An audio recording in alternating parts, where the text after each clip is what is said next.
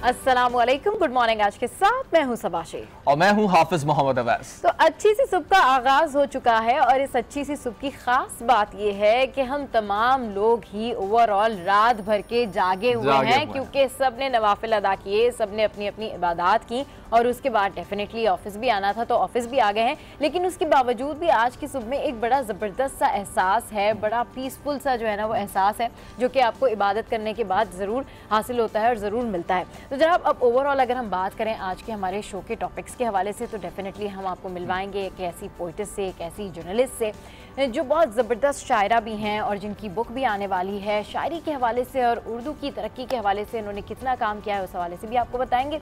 और उसके अलावा हमारे साथ बड़े इंटरेस्टिंग गेस्ट भी होंगे हमारे साथ शो में और आपको बताएंगे कि पाकिस्तान में जो फिशिंग है अब वो स्पोर्ट्स की शक्ल इख्तियार करने जा रही है।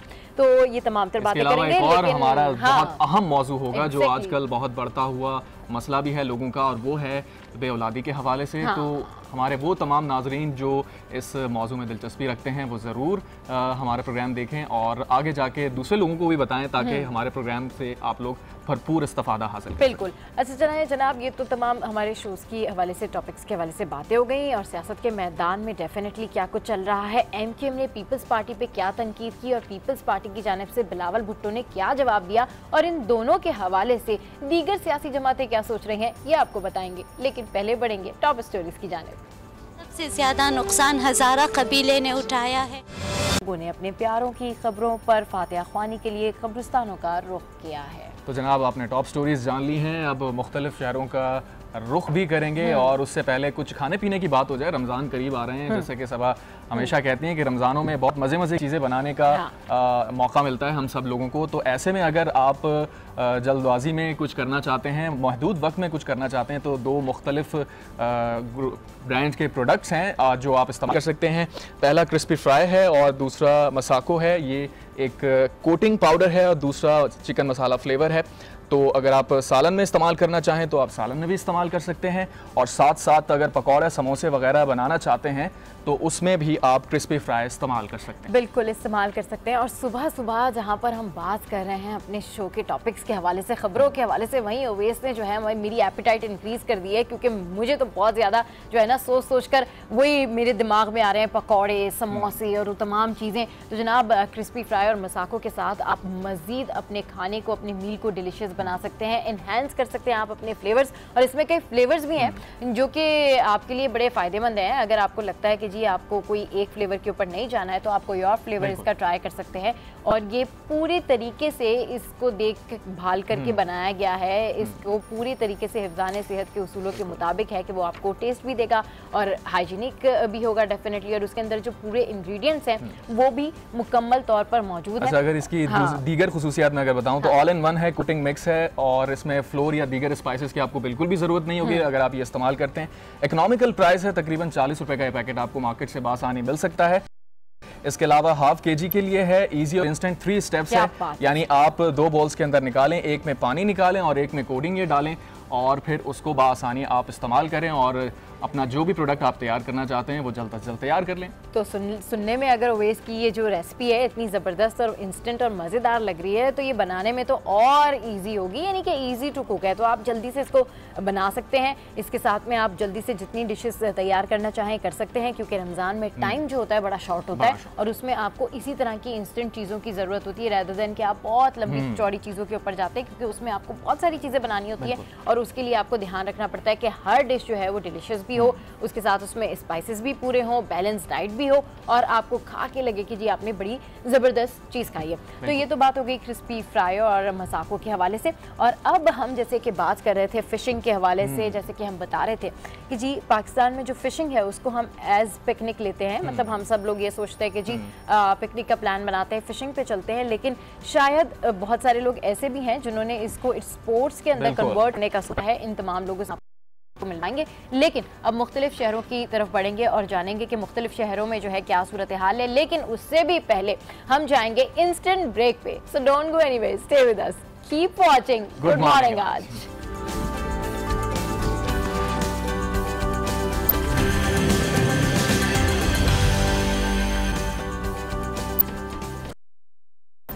Welcome back to good morning Aaj. तो जनाब अब कुछ बात करते हैं पाकिस्तान के टैलेंट के हवाले से। दुनिया पाकिस्तान का टैलेंट अपने कारनामे सर अंजाम देता है और पाकिस्तान का नाम रोशन करता है। ऐसी ही एक शख्सियत हमारे साथ स्टूडियोज में मौजूद है। ग्रैंड बताइए, मैं उस हवाले से थोड़ा सा आपको भी दे। तो इस वक्त हमें शायर, अफसाना निगार और मारूफ अदीबा इशरत मोइन ने स्टूडियोज़ में ज्वाइन किया। आप सहाफ़ी भी हैं। इशरत साहब अस्सलाम वालेकुम। प्रोग्राम में आपको कहेंगे खुशामदीद। हमारे लिए आज बड़े की बात है कि आज हमारे साथ प्रोग्राम में मौजूद है। बिल्कुल, और बड़ी खुशी हो रही है आपको यहाँ पर देखकर। इशरत साहब, जैसे कि आप जर्नलिस्ट भी हैं, जर्नलिस्ट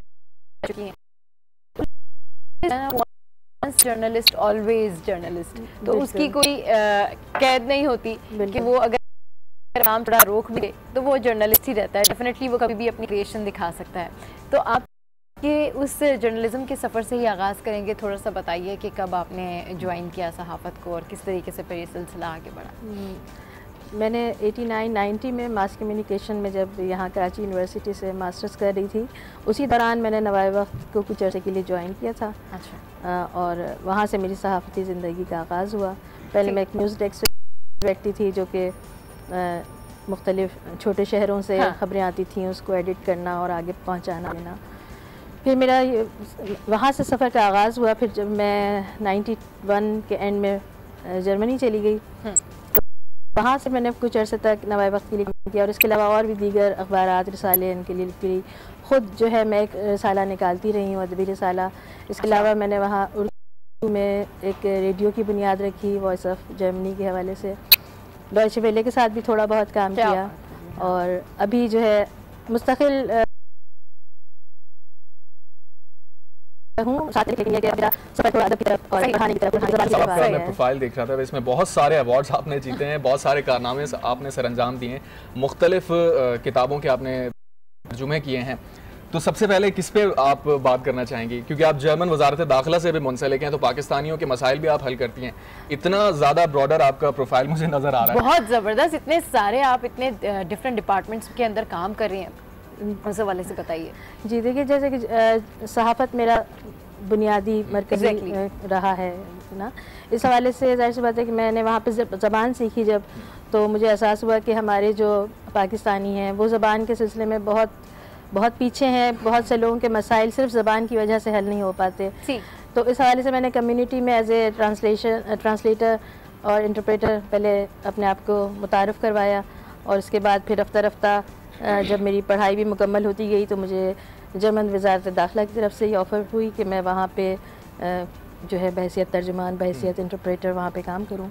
ज़बरदस्त। तो वहाँ पे मैं वहाँ काम करती हूँ। जर्मनी में बहुत सारी एक बड़ी तादाद है पाकिस्तानियों की, तो वहाँ पे लैंग्वेज का, जैसे आपने बताया, लैंग्वेज बैरियर एक बहुत बड़ी चीज़ है। आपको इंग्लिश आना ज़रूरी नहीं है, साथ में जर्मन आना बहुत ज़रूरी है। इतना ज़्यादा ऐसी सूरत हाल में पाकिस्तानियों की किस तरह से आप वहाँ पे हेल्प करती हैं, और जैसे आपने बताया कि आपने वहाँ पे लैंग्वेज के लिए काम किया। जी हाँ, पाकिस्तानियों की इस तरह से मैं आपको बताऊँ कि एक मिसाल, हमने ख़ुद निजी तौर पर एक इदारा कायम कर रखा है और जिसका उर्दू में तर्जुमा है कि एक छत के नीचे।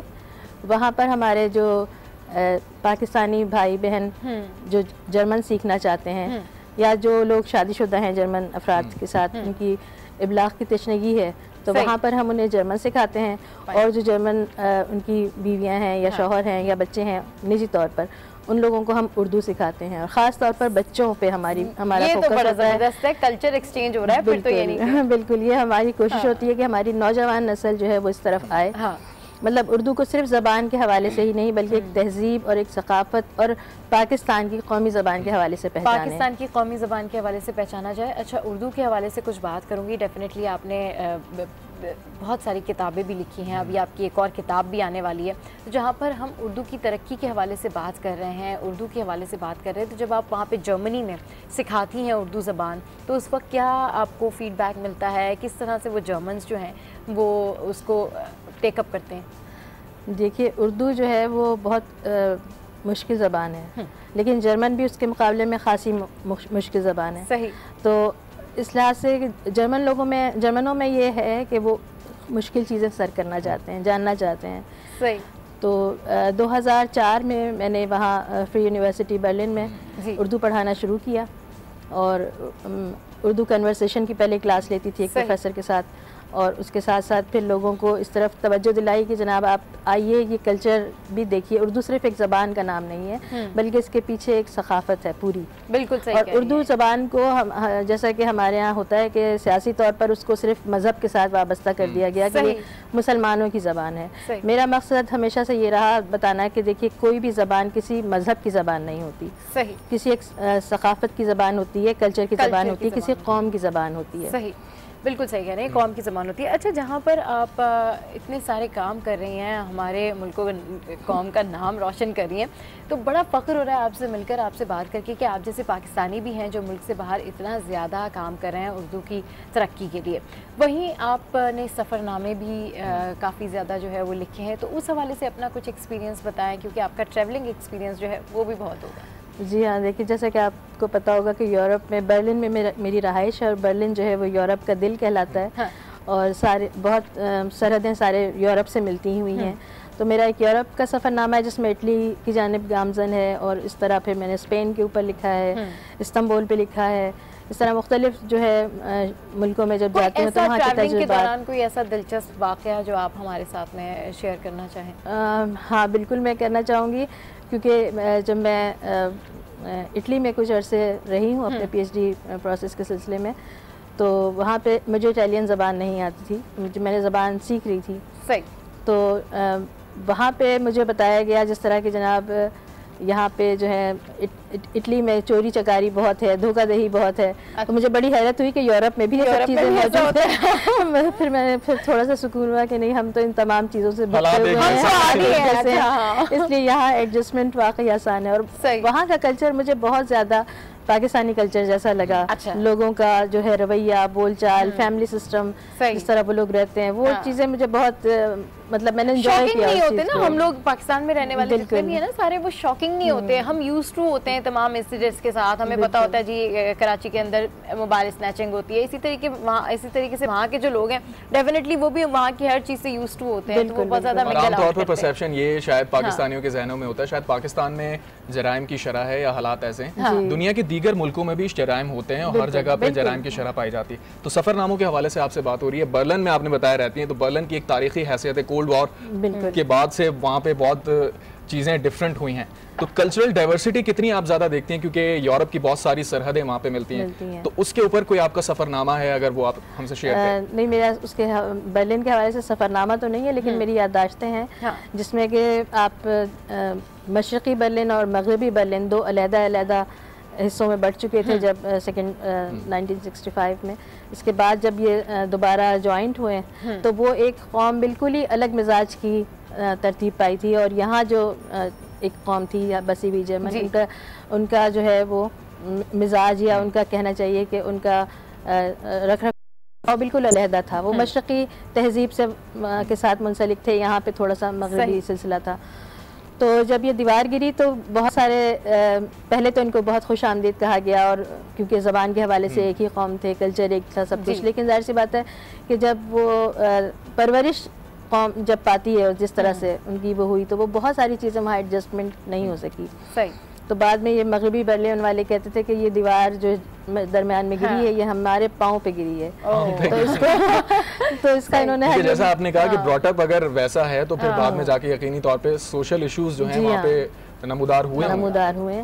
और लेकिन यह कि रफ्ता रफ्ता फिर जब इसको बहुत अच्छे तरीके से मगरबी जर्मनी वालों ने जो है बर्लिन वालों ने इसको कैप्चर किया और इसको बेहतर बनाया, और अब जो है वो आपको महसूस भी नहीं होता कि आप मशरक़ी बर्लिन में हैं या मगरबी बर्लिन के अंदर आप हैं। सही। अच्छा, ओवरऑल आपके इतने सारे काम करती हैं आप पीरियड्स डिपार्टमेंट के अंदर, तो ये शायरी का आपको शौक़ शुरू से था या फिर आपको लगा कि नहीं अब ये टाइम है, ये वक्त है कि अब शायरी भी की जाए? क्योंकि जितना ज़्यादा आपकी नज़र गहरी होती है किसी चीज़ के ऊपर, जितना ज़्यादा आप ब्रॉडर एक्सपेक्ट पे दुनिया को देखते हैं, तो मेरे ख्याल में आपको खुद ब खुद आपका जो रुझान है वो शायरी की तरफ ज़रूर जाता है। जी हाँ, शायरी मैं बहुत पहले से कर रही हूँ।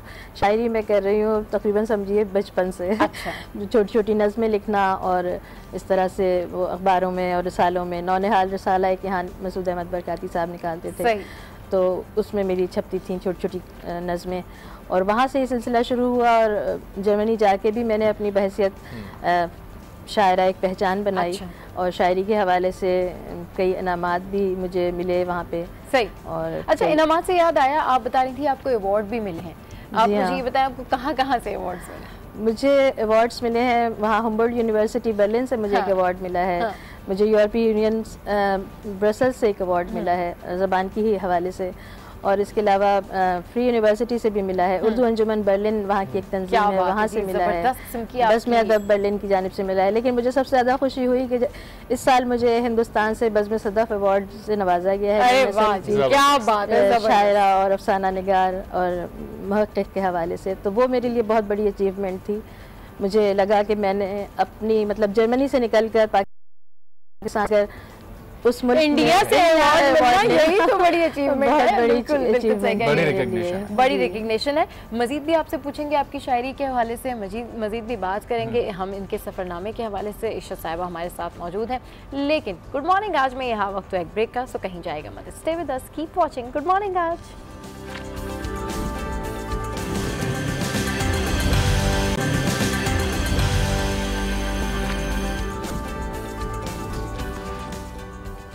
प्रोग्राम में आपको एक बार फिर कहेंगे खुशामदी। तो जनाब, ज़बरदस्त किस्म की डिस्कशन हो रही है। हमारे साथ इतनी ज़बरदस्त पर्सनालिटी मौजूद है, इशरत साहिबा, जो कि पोइट्स भी हैं और साथ साथ इन्होंने काफ़ी ज़्यादा जो है वो सफ़रनामे भी लिखे हैं, ट्रैवलर भी हैं, और हमारे पाकिस्तान की रिप्रेजेंटेटिव में कंदील जो है वो आई है जी, और इसमें से मैं आपको एक सुनाऊँगी बहैसियत परदेसी, वहाँ पे क्या हमारे मसाइल होते हैं या जब हम कैसा फील करते हैं, उस हवाले से एक नज़्म है। उसका अनवान है एक परदेसी का दुख। क्यों हवाएं सुनाती हैं ये लोरियाँ, क्यों हवाएं सुनाती हैं ये लोरियाँ, सो ना जाएं कहीं ख्वाब की तितलियाँ।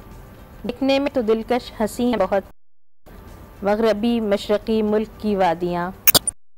आज जाओगे जब जान जाओगे तुम, देश परदेश लोगों की मजबूरियाँ। खून पीते हैं दिन के सवेरे यहाँ, पाँव में डाल देती है शब बेड़ियाँ। ज़िंदगी की अटल चाहतें और कभी सिसकियों से लिपटती हुई हिचकियाँ। हो खुशी की घड़ी या हो गम का समा, हो खुशी की घड़ी या हो गम का समा, दरमियाँ ही रहीं दूरियाँ दूरियाँ। वाह, बहुत खूबसूरत आपने कलाम पेश किया। और ख़ास तौर पे सबा जो इब्तदाइये के अंदर जो था चीज़ कि जब कोई पाकिस्तानी या मुल्की किसी दूसरे मुल्क जाता है, खास तौर पर यूरोप जाता है, तो उससे बहुत सारी चीजें अच्छी तो लग रही होती हैं, लेकिन फिर वहाँ पे नामसाइद हालात का वो शिकार होता है। जो आपने कहा है ना दूरियां, तो डेफिनेटली आप कितना भी पॉजिटिव हो जाएं, आप कितना भी कम्युनिकेट कर लें, लेकिन जो एक लॉन्ग डिस्टेंस आपका होता है ना, उससे आपकी फैमिली या आप खुद बहुत ज्यादा सफर करते हैं, क्योंकि इन दी एंड आपकी फैमिली आपके साथ नहीं होती। और फिर ये जो आपने नज़म सुनाई है, इसका आपकी शख्सियत से भी कोई गहरा असर लगता है, क्योंकि शायर आमतौर पर अपने ख्यालात को ही कलम की नोक से उतारते हैं। जी हाँ, ऐसी बात है कि परदेश में रहते हुए जब ये ईद आती है या रमज़ान आते हैं, ये दिन वहाँ पे इस तरह से नहीं मनाए जाते, तो और अपनों की कोई यहाँ पे कोई तकरीबात। लेकिन अब आप वापस जर्मनी जाएंगी ना, तो वहाँ पे आप लोगों को कहिएगा कि पाकिस्तान में पाकिस्तानी चर्च के ऊपर उन तमाम लोगों को बहुत ज़्यादा याद रखा जाता है जो मुल्क से बाहर होते हैं, उनके बारे में बात की जाती है और उनके बारे में भी बताया जाता है और दिखाया जाता है कि वो लोग यहाँ पर किस तरीके से जो है वो अपने अपने अपने ममालिक में जहाँ जहाँ हैं वो ईद सेलिब्रेट करते हैं। तो हम उन तमाम पाकिस्तानियों को भी नहीं भूलते हैं। स्पेशली आश न्यूज़ की जानिब से तो हमेशा बताया जाता है कि बैरून मुल्क खुशियाँ जो है वो किस तरीके से मनाई जा रही हैं। ये जब से ये सारे हमारे चैनल्स शुरू हुए हैं वहाँ पे यूरोप में आना, तो ये एक तरह से हमें बहुत बड़ी तसल्ली, तशफ़ी और कहिए सुकून का बाइस भी बना है कि हम मुल्क से करीब हैं। उस दिन ख़ास तौर पर ये होता है कि अगर अकेले भी हैं या जॉब पे भी हैं, जैसे छुट्टी तो नहीं होती है, लेकिन शाम में आके बैठ के वो ईद का समा बन तरफ बहुत ज़्यादा राग़िब है।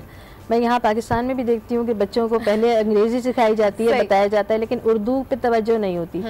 लेकिन जैसे कि मैंने खुद अपने घर में जैसे तरबियत पाई, तो हमारे यहाँ उर्दू को बहुत अहमियत हासिल थी। लेकिन यहाँ पे मैं देखती हूँ कि वो अब माहौल नहीं है। उर्दू हमारी ज़बान है, हमारी शनाख्त है। उर्दू ज़बान की तरवीज हर मुल्क के शहरी का फ़र्ज़ है, जो उर्दू जानता है। और फिर आप अगर किसी दूसरे बैरून मुल्क में हैं तो फिर आपके ऊपर जर्मनी में इस अल्फाज को किस तरीके से कहते हैं और वो हमें गलत बता दे तो हम कहेंगे जी जर्मन को खुद जर्मनी सही से नहीं आती है बोलना जर्मन सब। तो ये इस तरह की सूरत हाल है। लेकिन आपने बिल्कुल सही कहा कि पाकिस्तान में अब लोग ज़्यादातर इंग्लिश की तरफ जो है वो डाइवर्ट हो रहे हैं और उर्दू जो है वो ज़बान बोलते तो हैं, लेकिन उसमें क्या प्रोनाउंसिएशन है, किस तरीके से उसकी अदायगी है, ये हम शायद इस पर खास कर के उर्दू ज़बान की तरफ लोगों लिखवाते हैं कि फॉर्म में कि मादरी ज़बान, तो वो मादरी ज़बान को उर्दू ही लिखते हैं, कोई भी वहाँ नहीं लिखता कि पंजाबी हैं या सिंधी हैं या बलूची हैं। तो वो चीज़ यहाँ पर भी होनी चाहिए, यूनिटी का इज़हार। अच्छा, पाकिस्तानियों के बहुत सारे मसाइल होते हैं जो ज़बान की वजह से वो अपने मसाइल हल कर पाते हैं। अगर उनको डॉक्यूमेंटेशन के लिए कोई प्रॉब्लम हो और अगर उनको बाहर ममालिक में इंग्लिश भी सही नहीं आती या जिस कंट्री में वो हैं वहाँ पर वो ज़बान भी नहीं आती, तो उसके लिए आपके पास आप ऐसे लोगों की हेल्प करते हैं, ऐसे लोगों को फैसिलिटेट करते हैं? बिल्कुल, हम ये करते हैं। मेरे शौहर जो हैं वो ऑथराइज्ड ट्रांसलेटर हैं। अच्छा। और मैं भी वहाँ पर हूँ इसी तरह। तो हम जो है सारे डॉक्यूमेंट्स वगैरह ट्रांसलेशन करना, या कहीं अदालती कार्रवाई है किसी की, तो वहाँ पे जाना, या शादी करनी है किसी ने तो फिर वहाँ पर जो है मैरिज काउंसिल वगैरह में जाना। आपकी प्रोफाइल के अंदर एक बड़ा इम्पोर्टेंट पॉइंट ये ज़रूर है कि भी खिदमात के हवाले से सदर पाकिस्तान ने भी कोई तहरीरी तौर पर आपको शाबाशी दी है और सर्टिफिकेट भी दिया। जी हाँ, वो जब मैंने अपना पहला अवलीन ये शेरी मजमुआ उन्हें भेजा तो फिर उनकी जानिब से मुझे एक तहनीती ख़त पहुंचा और उन्होंने मुबारकबाद पेश की, और ये एक हौसला अफजाई थी मेरे लिए। बिल्कुल, आप मुबारकबाद की मुस्तहिक हैं। इतना ज़बरदस्त आप काम कर रही हैं हमारे मुल्क के लिए, पाकिस्तान के लिए, पाकिस्तानी आवाम के लिए, हमें रिप्रेजेंट कर रही हैं और इतने ज़बरदस्त अंदाज के साथ रिप्रेजेंट कर रही हैं, तो वी अप्रिशिएट कि आप।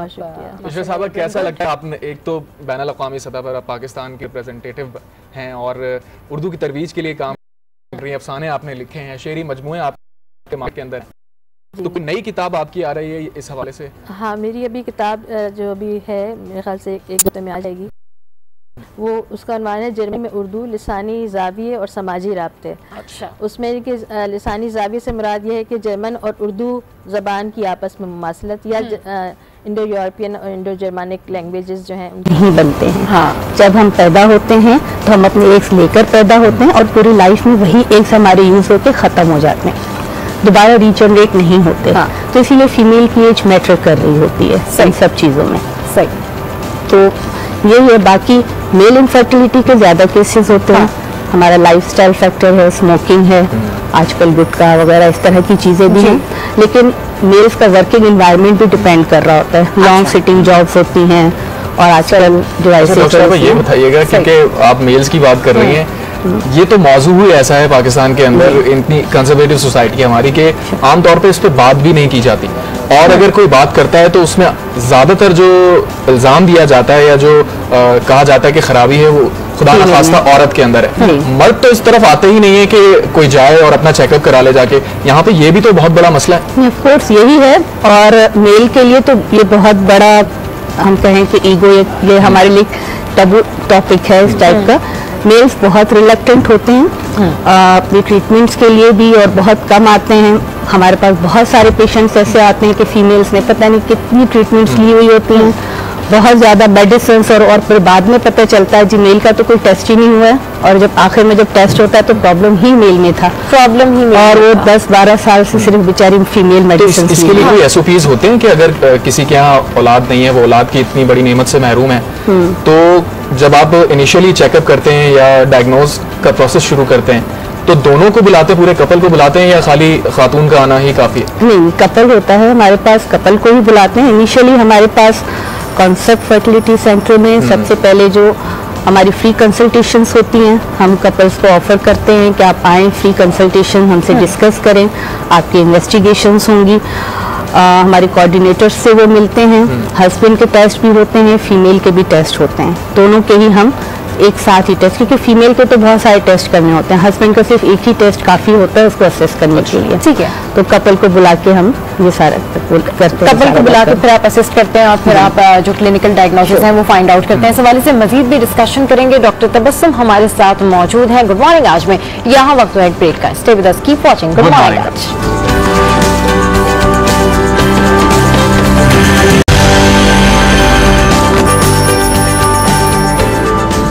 Welcome back to good morning Aaj. तो जनाब, बात हो रही है इनफर्टिलिटी के हवाले से, यानी बेऔलादी के हवाले से। डॉक्टर तबस्सुम हमारे साथ मौजूद हैं, सीनियर डॉक्टर हैं। डॉक्टर साहब, वक्फे पर जाने से पहले बात कर रहे थे मुख्तलिफ मौजू पे कि मर्दों के अंदर और ख़वातीन के अंदर क्या क्या शरह पाई जाती है इस चीज़ की।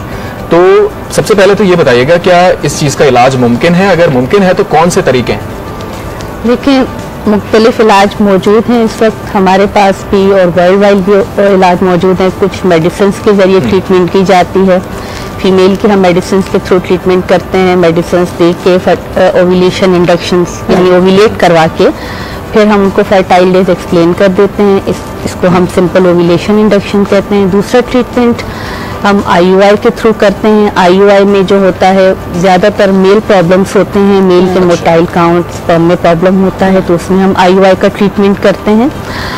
और थर्ड जो ट्रीटमेंट है वो है IVF, टेस्ट ट्यूब बेबी जिसको हम आम जबान में कहते हैं।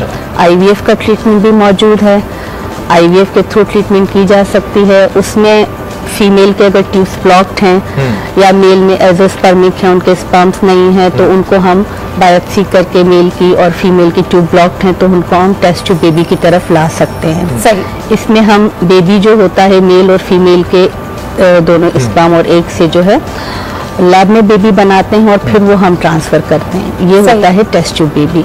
और इस वक्त पूरे वर्ल्ड में success rate test tube baby का ज्यादा है, जो कि अराउंड 40% आपने कहा पूरे वर्ल्ड में जो सक्सेस रेट है वो टेस्ट ट्यूब बेबी का ज्यादा है। Test tube baby comparatively Pakistan में अभी तक इस तरह का हम देखते नहीं है कि इस तरह के जो है वो चीजें होती हैं या इस तरफ लोग आते हैं।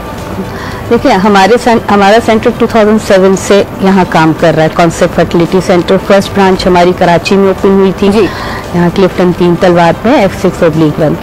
वहाँ हम तब से ही IVF कर रहे हैं और इस वक्त हमारी 6 ब्रांचेस जो हैं पूरे पाकिस्तान में रन कर रही हैं। कराची में, लाहौर, मुल्तान, इस्लामाबाद और हैदराबाद और कोयटा में है। सही। और मेन हम लाहौर और कराची में IVF कर रहे हैं और ये 40% अगर मैंने वर्ल्ड का सक्सेस रेट बताया तो इटसेल्फ हमारे सेंटर का भी 40% success rate take home baby है। अच्छा। यानी 100 फीमेल्स IVF के ट्रीटमेंट पे आती हैं हमारे पास, तो उसमें 40 फीमेल्स ऐसी हैं जो अपने हाथ में बेबी लेके जाती हैं। अच्छा। तो अब ट्रेंड ये चेंज हुआ है, लोग आते हैं IVF को टेस्ट ट्यूब बेबी को समझने लगे हैं, बल्कि अभी और एडवांस ट्रीटमेंट पे भी जाते हैं। PGS pre implantation genetic screening भी हो रही है। हम जेंडर सिलेक्शन भी करते हैं, यानी जिनको बेटा चाहिए होता है तो हम बेटे के लिए भी इलाज करते हैं IVF के थ्रू। तो अब ये है कि ट्रेंड काफी चेंज है, लोग आते हैं। मतलब आप ये कह रहे हैं जी आप पूछ लें। ये मैं पूछना चाह रहा था कि जो आपने प्रोसीजर्स बताए, 3 प्रोसीजर्स हैं मेनली, और इस पे आप बता रही हैं कि आहिस्ता आहिस्ता काम हो रहा है, लोगों के अंदर अवेयरनेस भी आ रही है, तो प्रोसीजर्स के अंदर कितना टाइम लगता है और ये पूरा इलाज मुकम्मल होता है और कैसे बेबी कंसीव कितने अरसे में हो जाता है? देखिए फर्टिलिटी की जो ट्रीटमेंट होती है वो थोड़ी सब्र आजमा काम होता है इसमें हम ये नहीं कह सकते कि आप 2 महीने में प्रेग्नेंट हो जाएंगे गारंटेड। या अब जैसे हम सक्सेस रेट बता रहे हैं, IVF सिंपल अगर हम मेडिसिन के थ्रू ट्रीटमेंट करते हैं तो वो पर साइकिल पे ही होता है, हर महीने ये ट्रीटमेंट हो रहा होता है। अब एक साइकिल पे कंसीव करती है फीमेल, सेकंड साइकिल पे किसी को 1 साल भी लग जाता है। लेकिन अगर ज़ाहिर फीमेल की एज मैंने कहा मैट्रिक कर रही होती है तब हम एडवांस ट्रीटमेंट्स पे जाते हैं। तो अगर हम IVF की मैं अगर बात करूं तो IVF की पूरी ट्रीटमेंट में हमें 6 वीक्स लग जाते हैं। और उसमें कोई एज लिमिट का कोई ऐसी स्पेसिफिकेशन नहीं है? IVF में एज की लिमिट सच होती है। अच्छा। अगर सक्सेस रेट हम एज से डिवाइड करते हैं, यानी जब तक फीमेल एग फॉर्मिंग एज में होती है, यानी उसके एग्स बन रहे होते हैं, चाइल्ड बियरिंग एज जिसको हम कहेंगे कि उसके एग्स बन रहे हैं, तो हम तब तक IVF कर सकते हैं। सही। उसके बाद फिर आती है बात ओवम डोनेशन की, जो कि हम पाकिस्तान में नहीं कर रहे होते, लेकिन फॉरेन कंट्रीज में ज़ाहिर हो रहा होता है, लेकिन हम नहीं कर रहे यहाँ पे ऐसा कुछ ओवम डोनेशन का।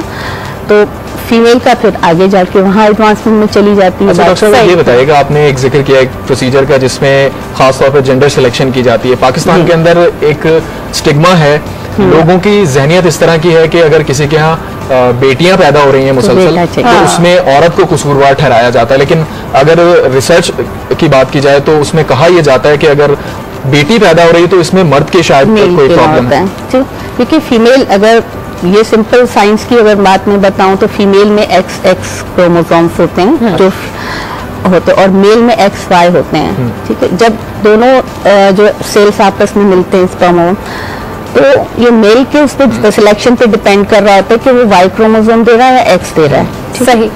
तो अगर वो X देगा तो फीमेल जनरेट होगी, अगर वो Y देगा तो मेल जनरेट होगा, यानी एक क्रोमोसोम फीमेल की तरफ से आएगा, फीमेल के पास तो दोनों XX हैं। हाँ।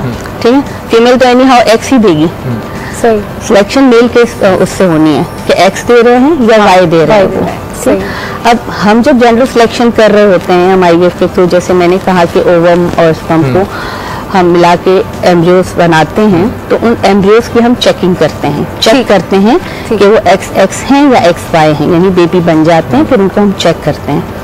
तो इसकी और जो मेल करनी पड़ती है जी एग्जैक्टली, फिर वो जो मेल जो होते हैं, बेबीज जो होते हैं मेल, वो फिर हम इंजेक्ट करते हैं बाहर। तो इसी तरह हम जनरल सिलेक्शन करते हैं। सनी जी, पाकिस्तान में भी इस तरफ अब लोग आने लगे हैं और नई डेवलपमेंट की तरफ, नए ट्रीटमेंट्स की तरफ लोग जाने लगे हैं, एंड आई होप कि आपके जो भी मेथड्स हैं उससे तमाम लोगों को बहुत फायदा पहुंचे। बहुत शुक्रिया डॉक्टर तबस्सुम, अब हमारे शो पर आई और फर्टिलिटी के हवाले से जो है वो इस वक्त हम डिस्कशन कर रहे थे। तो गुड मॉर्निंग आज में यहाँ वक्त है एक ब्रेक का, कहीं जाएगा मत, don't go anywhere, stay with us, keep watching good morning आज।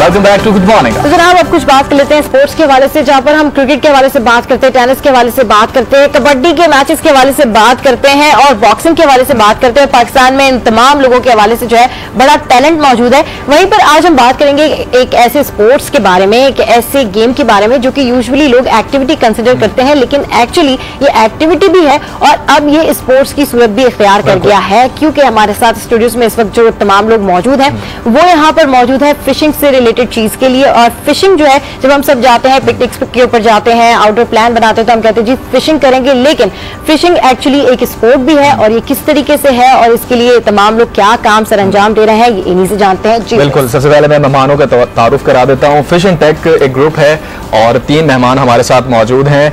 मुजम्मिल शम्स हमारे साथ मौजूद हैं, तलाल और रुहामा मौजूद हैं। सबसे पहले मुझे ये बताएं कि आप लोग क्यों प्रमोट कर रहे हैं भाई, फिशिंग एक प्रोफेशनल तौर पे लिया जाता है, एक प्रोफेशन है, स्पोर्ट्स क्यों कंसीडर करें इसे भाई? स्पोर्ट्स कंसीडर करना क्यों इसको ज़रूरी है? देखें, हमारे यहाँ आजकल वैसे भी आपको पता है कि थोड़ी जो है एंटरटेनमेंट की चीज़ें बहुत कम हो चुकी हैं। हाँ। और उसके अंदर थोड़ा सा यूँ समझ लीजिए कि आम आदमी के लिए बहुत कम हो गया है। तो ये फिशिंग फिलहाल ऐसी चीज़ है कि जिसमें नॉर्मली आम आदमी उठ के जा सकता है, कोई इतना ज़्यादा इक्विपमेंट की ज़रूरत नहीं होती है, कुछ नहीं होता है इस वजह से। और फिर दूसरी चीज़ ये कि जब आप समंदर पे जाते हैं ना तो आप बहुत ज़्यादा रिलैक्स होते हैं। ऑब्वियसली वहाँ का एनवायरनमेंट ऐसा होता है, थोड़ा सा एटमॉस्फेयर ऐसा होता है, और फिर उसके बाद कुछ चीज़ें ऐसी होती हैं जैसे वहाँ पे सिग्नल्स नहीं होते, फ़ोन के रिसेप्शन नहीं होता है, तो बिल्कुल और आपका फोकस होता है नेचर की तरफ। बिल्कुल नेचर की तरफ। वहाँ पे ऑटोमेटिकली आपको इस तरह के जो है सीन्स नजर आ रहे होते हैं कि आप सारी चीज़ें भूल चुके होते हैं, माइंड रिलैक्स होता है, उससे ऑब्वियसली आपको फायदा होता है। सही, माइंड रिलैक्स होता है और फायदा तो होता है। अच्छा, रुहामा हमारे साथ बैठी हुई है। रुहामा, यूजुअली जब हम पिकनिक का प्लान बनाते हैं तो उसमें ये होता है कि अगर फिशिंग की बात होती है तो नॉर्मली फीमेल्स कहती है नहीं भाई हम फिशिंग पे नहीं जा रहे, हमें डर लगता है, वेव्स आती हैं और फिर पता नहीं कितनी देर समंदर में रहना पड़ेगा, किसी को सी सिकनेस होती है। When do you start it? कैसे सोचा and when did you thought about it कि यू कैन डू दिस? मेरे भाई जो है मुझसे बड़े भाई हैं, वो फिश एंड टेक के मेंबर हैं माशाल्लाह से 2 इयर्स से। तो वो जाते थे, पकड़ के लाते थे, बड़ी बड़ी मछली घर पे आ रही है, बड़ी मछली उसमें सिर्फ मैं सेल्फी लेती थी उसे पकड़ के उस टाइम।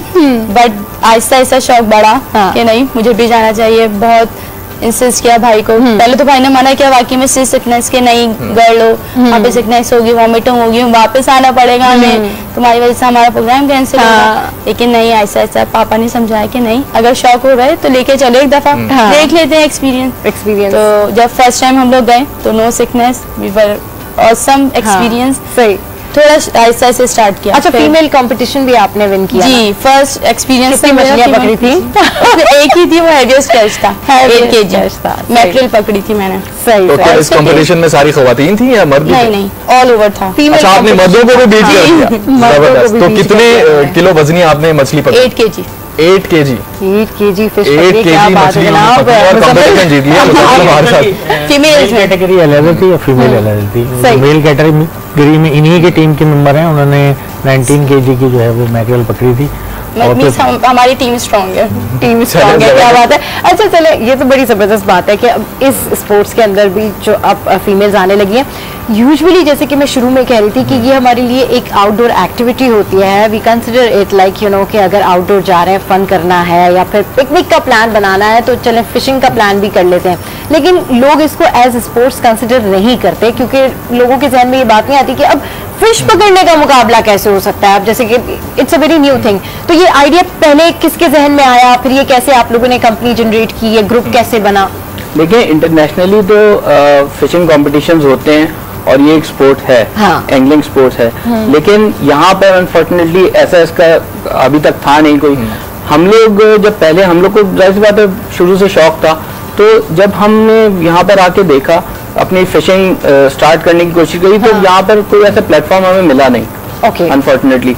फिर जाहिर सी बात है जब हमें थोड़ा सा एक्सपीरियंस हुआ तो हमने इसी वजह से इसको एक ग्रुप को फॉर्म करा और इसको आगे लेकर इसीलिए चले कि जो सारे बिगनर एंगलर्स आ रहे हैं उनको जो वो प्रॉब्लम जो हमने फेस करी थी वो उनको फेस ना करनी पड़े, एंगलर्स को प्रॉब्लम्स फेस ना करना पड़े। पाकिस्तान का सी कैसा है वैसे बाकी ममालिक के हवाले से, फिशिंग के लिए बेस्ट है? बेस्ट है। अच्छा, तो वी हैव सब सीजंस ना। हाँ, तो कौन कौन से सीजंस होते हैं? सितंबर से लेके जो हमारा जो वो हुआ था कंपटीशन होता है, चैंपियनशिप हुई थी, वो अप टू कौन से सीजन में? ऑफ सीजन होता है, यू सेड के समझ में यानी छुट्टी है। सर्दियों में तो डबल पैनिक होती है क्योंकि एक तो ठंड ज्यादा होती है और ऊपर से फिर वो कंपटीशन करना और एज स्पोर्ट्स लेके चलना तो बड़ा मसला है। उसमें हमारे पास फिश ज्यादा अच्छी आती है ना, फिश ज्यादा अच्छी आती है। सही। अच्छा, मुजम्मिल भी हमारे साथ मौजूद है, मुजम्मिल से बात करना चाहेंगे। मुजम्मिल, जैसे कि तलाल ने भी कहा कि पाकिस्तान के अंदर उतनी ज्यादा एक्सपोजर नहीं है इस स्पोर्ट को लेके, तो वो कौन सी चीजें हैं जो इस खेल के लिए बेहतर साबित हो सकती हैं अगर उस पर काम किया जाए, गवर्नमेंट की तरफ से सपोर्ट की जाए?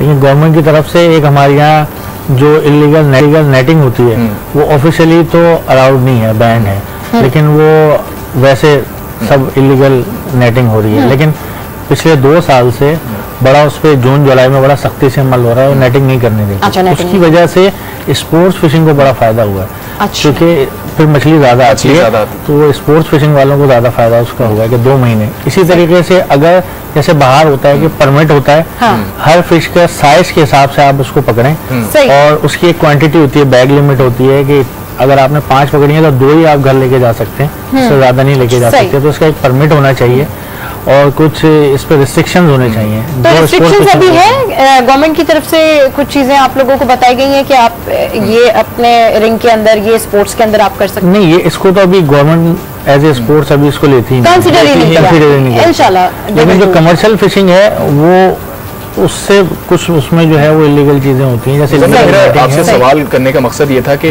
जैसे कि प्रोफेशन के हवाले से तो आपने बताया कि एसओपीज बने हुए, लेकिन उन पे भी अमल नहीं होता। स्पोर्ट्स स्पेसिफिक मैं बात करना चाह रहा था कि स्पोर्ट्स को किस तरह से प्रमोट किया जाए।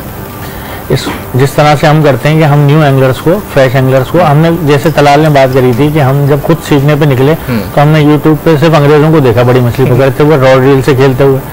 आसपास नजर दौड़ाई तो वो डोरी से छोटी छोटी मछलियां पकड़ रहे थे, हमने भी स्टार्ट वहीं से किया था। लेकिन फिर जद्दोजहद करी और सीखा तो फिर हम रॉड रील से बड़ी मछलियां पकड़ना स्ट्रगल करें तो क्या नहीं हो सकता। आपकी स्टडी की कहानी मजीद भी सुनेंगे और किस तरीके से आप लोगों ने इस एक्टिविटी को स्पोर्ट में कन्वर्ट किया, इस हवाले से मजीद भी डिस्कशन करेंगे। लेकिन गुड मॉर्निंग आज में यहाँ वक्त है ब्रेक का, सो कहीं जाएगा मतलब stay with us, keep watching. Good morning आज।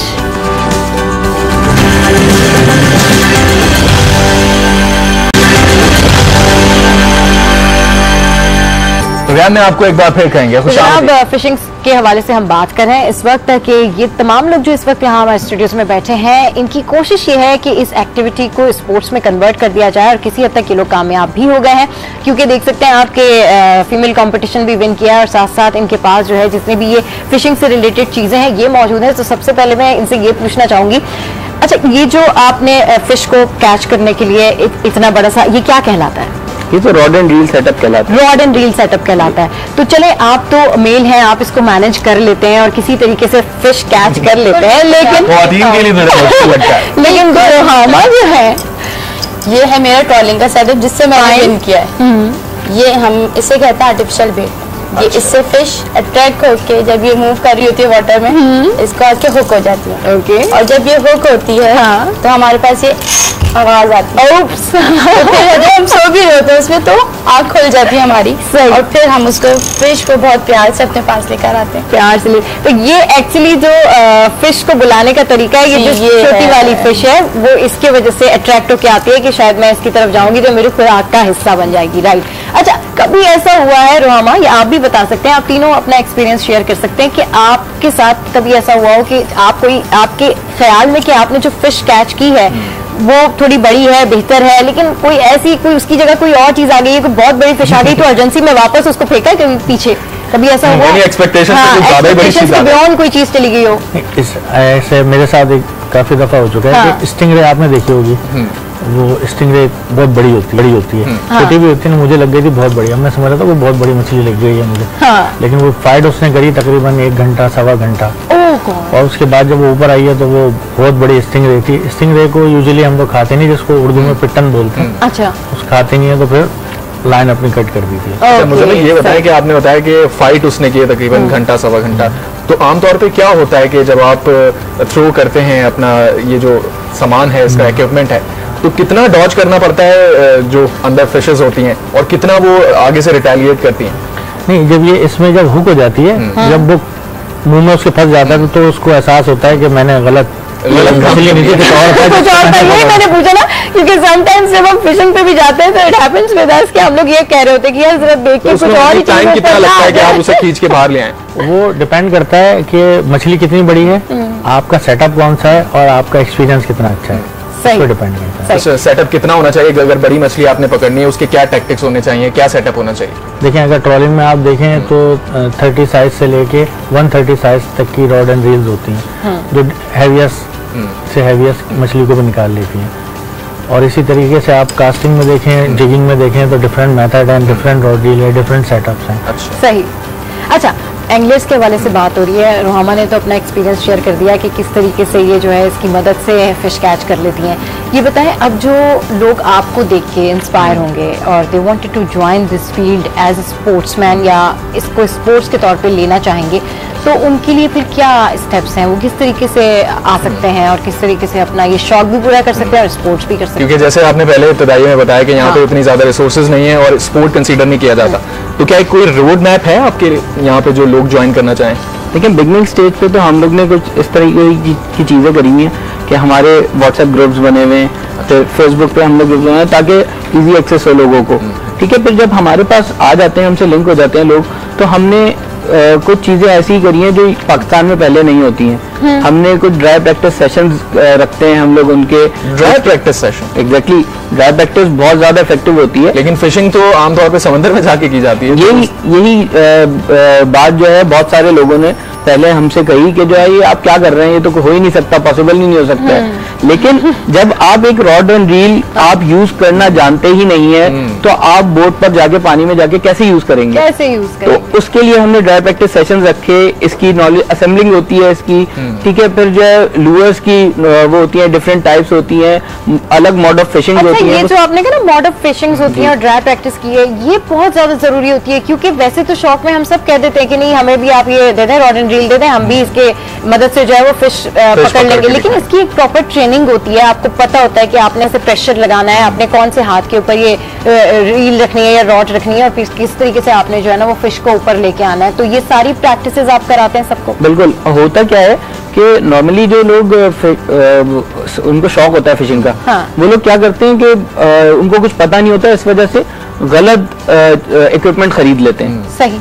अब जाहिर सी बात है, आपके पास पैसों की उसमें जो है ना पैसे भी जाया होते हैं, और फिर वो किसी काम का नहीं होता है, ठीक है। तो इस वजह से हम उनको पहले ये चीजें बताते हैं कि हमारे यहाँ जो कॉमन यूज होते हैं, जो कॉमनली खेले जाते हैं, जो मॉड ऑफ फिशिंग जो यूज होते हैं, उसके अंदर 2-3 होते हैं। जैसे ये जिगिंग का सेटअप है, तो जिगिंग एक मॉड ऑफ फिशिंग है। वो ट्रॉलिंग का सेटअप है, ट्रॉलिंग एक मॉड ऑफ फिशिंग है, ठीक है। इसके अलावा नॉर्मली जो कॉमनली होता है वो कास्टिंग होता है इसके अलावा, ठीक है। हमारे यहाँ जो बहुत ज्यादा कॉमन वो होती है ना फिशिंग, वो ट्रॉलिंग सेटअप से होती है। उसकी 2-3 वजूहत होती है कि इसका एक सीजन सबसे ज्यादा लंबा होता है ट्रॉलिंग का, फिर इसमें कैचेस जो होते हैं वो कंपैरेटिवली जिगिंग वगैरह से ज्यादा बड़े होते हैं। सही, तो जितना बड़ा कैच होता है उतना ज्यादा। अच्छा, जो मैक्सिमम स्पोर्ट्स होते हैं उनके जो टाइमिंग्स होते हैं वो कुछ इस तरह से होते हैं कि 4 घंटे में एक स्पोर्ट खत्म हो गई, 6 घंटे में एक स्पोर्ट खत्म हो गई, इसके क्या टाइमिंग्स होते हैं? क्योंकि इसमें तो आपको बड़ी ख्वाहिश होती है जब तक आपके पास फिश नहीं हो you can not come back again, है ना? ऐसे ही कुछ है? कितना टाइम लग जाता है? आपके ऊपर है कि आप जब तक आपका दिल ना भरे। हाँ, दिल ना भरे। लेकिन जब आप स्पोर्ट्स कर रहे होते हैं, कंपटीशन में होते हैं, यानी कोई टाइम फ्रेम होता है, कोई डेड लिमिट होती है? 5 o'clock जैसे हमारा हुआ था चैंपियनशिप, तो हमें 5 o'clock लैंड करना था, 5 o'clock पहुंचना था जी। अपने कैचेस जो थे इनको सबमिट करवाने थे। बाकायदा हमारी वेटिंग हो रही थी कि वेट कितना है, किसका कितना वेट है, फिर उस पर टैगिंग हो रही थी कि किसने क्या पकड़ा है। तो ये हमें एज ए स्पोर्ट पूरा किया था हमने। चलें जी, बहुत बहुत थैंक यू और बहुत सारी बेस्ट विशेस आप लोगों के लिए कि आप इस स्पोर्ट्स के को प्रमोट कर रहे हैं और इस एक्टिविटी को आप प्रॉपर स्पोर्ट्स बनाना चाहते हैं। एंड आई होप सो कि सिंध गवर्नमेंट की नजर भी आप लोगों के ऊपर पड़ेगी और वो भी आपके साथ मिलकर कुछ कोलैबोरेट करेगी। तो रुहाना हमारे साथ है, मुजम्मिल, तलाल, आप लोगों का बहुत बहुत शुक्रिया। तो गुड मॉर्निंग, आज के प्लेटफॉर्म से फिलहाल इतना ही। और आज इन लोगों से मिलकर आपको आइडिया हुआ होगा कि हमारे मुल्क में कितना टैलेंट है और अपनी मदद आपके तहत हमारे ही ये लोग किस तरीके से पाकिस्तान की हर चीज को प्रमोट करते हैं। तो जिस तरीके से आप तमाम चीजों को सपोर्ट करते हैं उसी तरीके से आप इस फिशिंग को भी सपोर्ट कीजिए, खुद भी जाइए और स्पोर्ट्स का हिस्सा भी बनिए। ऐसे ही हंसते रहिए, मुस्कुराते रहिए और देखना मत भूलिए। Keep watching. Good morning.